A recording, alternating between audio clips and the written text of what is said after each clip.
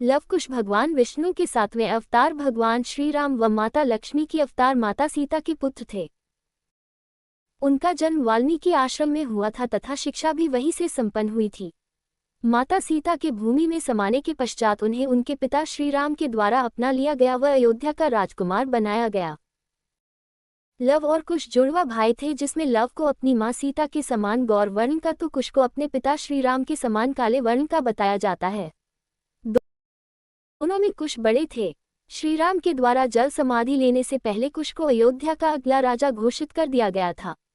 जब श्री राम माता सीता के साथ 14 वर्षों के वनवास के पश्चात पुनः अयोध्या आ गए, तब उसके कुछ दिनों के पश्चात अयोध्या की प्रजा में माता सीता के चरित्र को लेकर दबी आवाज में बातें की जाने लगी। सभी 1 वर्ष तक माता सीता के रावण के महल में रहने पर उनकी पवित्रता पर संदेह कर रहे थे। जब माता सीता को इसका पता चला तो राजधर्म को निभाने व प्रजा को एक उचित संदेश देने के लिए उन्होंने स्वयं वनवास में जाकर रहने का निर्णय लिया। श्री राम उन्हें छोड़ने को तैयार नहीं थे, लेकिन माता सीता उन्हें समझाकर वन में चली गई। वहां जाकर माता सीता वाल्मीकि आश्रम में रहने लगी।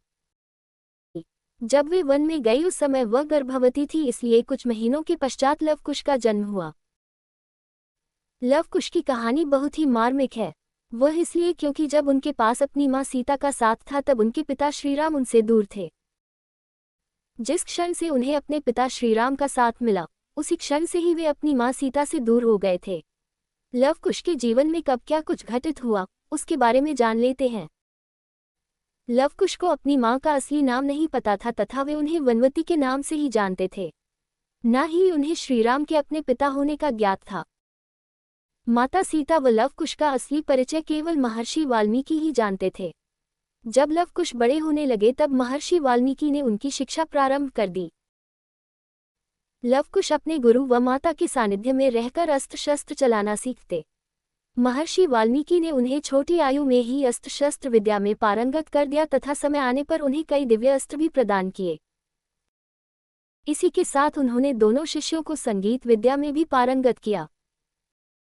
उन्होंने अपने द्वारा लिखी गई रामायण लव कुश को छंदबद्ध तरीके से रटा दी थी।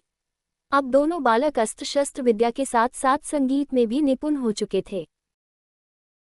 एक दिन जब उनकी माता व गुरु पूजा करने कुछ दिनों के लिए आश्रम से बाहर गए हुए थे, तब आश्रम की सुरक्षा का भार उन दोनों पर ही था। उसी समय श्रीराम के अश्वमेघ यज्ञ का घोड़ा वाल्मीकि आश्रम के पास से गुजर रहा था, जिसे दोनों ने पकड़ लिया। उन्होंने श्रीराम के उस घोड़े को पकड़कर श्रीराम के राज्य को चुनौती दी। इसके 2 मुख्य कारण थे। एक तो वे क्षत्रिय धर्म के कारण ऐसा कर रहे थे व दूसरा वे श्रीराम से माता सीता का त्याग किए जाने का प्रश्न पूछना चाहते थे। श्रीराम का अश्वमेघ घोड़ा पकड़े जाने पर दोनों का उनके भाइयों व सेना के साथ भीषण युद्ध हुआ। उन्होंने एक एक करके श्रीराम के तीनों भाइयों शत्रुघ्न, लक्ष्मण व भरत तथा महाराज सुग्रीव को मूर्छित कर दिया तथा वीर हनुमान को बंदी बना लिया। जब स्वयं श्रीराम उनसे युद्ध करने आए तब महर्षि वाल्मीकि ने आकर युद्ध रुकवा दिया तथा दोनों बालकों को अपने राजा से क्षमा मांगने को कहा। तब लव कुश ने श्रीराम से क्षमा मांगी तथा माता सीता का त्याग किए जाने पर प्रश्न किया। श्रीराम ने उन्हें राजधर्म की व्याख्या बताई और वहां से चले गए। जब माता सीता पूजा करके वापस आश्रम पहुंची तो लव कुश ने उन्हें खुश होकर लक्ष्मण इत्यादि से अपने युद्ध की बात बताई।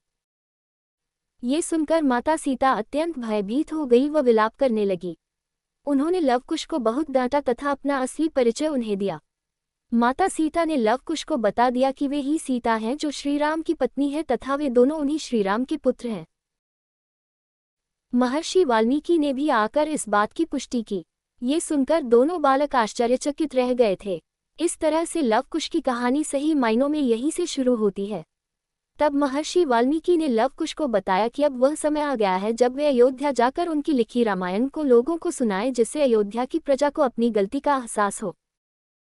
उसके बाद दोनों बालक अयोध्या की गलियों में घूम घूम कर संगीत के माध्यम से रामायण कथा को सुनाते।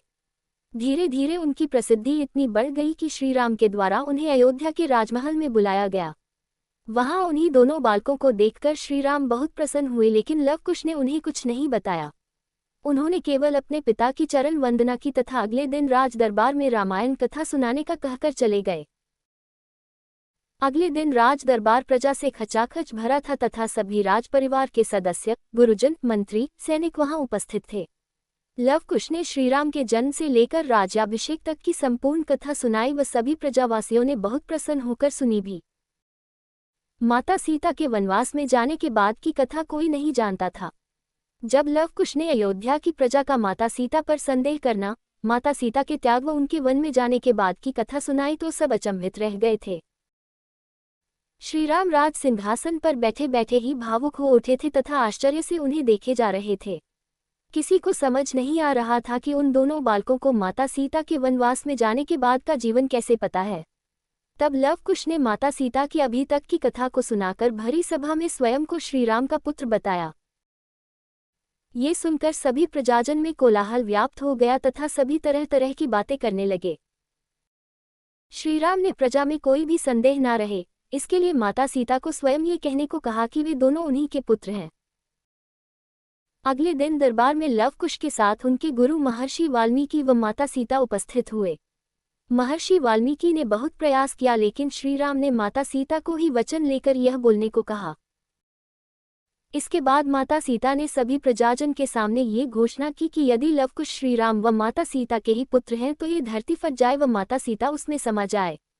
ये सुनकर दोनों राजकुमार विलाप करने लगे व माता सीता को उन्हें छोड़कर नहीं जाने को कहा। तब माता सीता ने दोनों बालकों को श्रीराम की शरण में जाकर उनकी सेवा करने का आदेश दिया तथा स्वयं धरती में समा गई। माता सीता के धरती में समाने के पश्चात श्रीराम विलाप करने लगे तथा अंत में अपने गुरु के परामर्श पर लव कुश को खुशी खुशी अपने पुत्र रूप में स्वीकार कर लिया। इसके बाद लव कुश अपने पिता के संरक्षण में ही बड़े हुए तथा उनकी बहुत सेवा की। जब श्रीराम अयोध्या के निकट सरयू नदी में समाधि लेने जाने लगे तब उन्होंने अपना संपूर्ण राज्य लव कुश तथा अपने भाइयों के पुत्रों में बांट दिया। इसमें लव को लवपुरी वर्तमान लाहौर पाकिस्तान तथा कुश को कुशावती कौशल राज्य मिला था। कौशल राज्य में ही अयोध्या नगरी पड़ती थी। चूंकि दोनों भाइयों में कुश बड़े थे, इसलिए नियमानुसार अयोध्या का राज सिंहासन उन्हें मिला था। श्रीराम के जाने के बाद दोनों भाइयों ने अपना अपना राज्य बहुत ही अच्छे से संभाला था। कुश के बाद उनके पुत्र अतिथि अयोध्या के अगले राजा बने थे। रामायण भगवान श्रीराम के जीवन पर लिखी गई है। इसके बाद लव कुश का क्या हुआ और उन्होंने किस तरह से शासन व्यवस्था संभाली, इसके बारे में ज्यादा उल्लेख देखने को नहीं मिलता है। ऐसे में दोनों ने अपनी शासन व्यवस्था को अपने पिता के आदर्शों के अनुरूप ही चलाया होगा। चूंकि कुश ही मुख्य राजा थे, ऐसे में उनके नाम का वर्णन ही इतिहास में देखने को मिलता है। वह इसलिए क्योंकि आगे चलकर कुश की पीढ़ी ने ही अयोध्या का सिंहासन संभाला था। दोनों ने एक समय तक शासन किया होगा और फिर संन्यास आश्रम में चले गए होंगे। उसके पश्चात शांतिपूर्वक दोनों ने ही अपनी देह का त्याग कर दिया होगा।